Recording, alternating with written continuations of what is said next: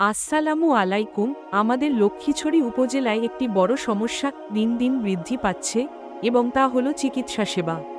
আমাদের সরকারি হাসপাতালটি প্রয়োজনীয় সুবিধা ও ভালো চিকিৎসক থেকে বঞ্চিত।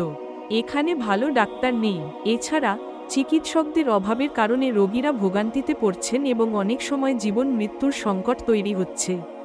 হাসপাতালে যতটুকু সেবা পাওয়া যাচ্ছে তা সম্পূর্ণরূপে অপ্রতুল এবং অসঙ্গত। আমাদের দাবি ১. যোগ্য ডাক্তারদের নিয়োগ।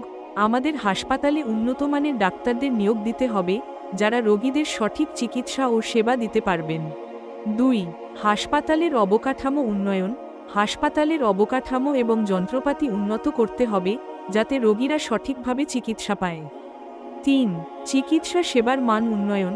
হাসপাতালের সেবা ব্যবস্থার মান বৃদ্ধি করতে হবে, যাতে সাধারণ মানুষ তাদের সেবার জন্য আত্মবিশ্বাসী হতে পারে। ৪. রোগীদের প্রতি সহানুভূতি। রোগীদের প্রতি সহানুভূতিশীল এবং মনোবল বাড়ানোর জন্য স্বাস্থ্যকর্মীদের প্রশিক্ষণ দিতে হবে।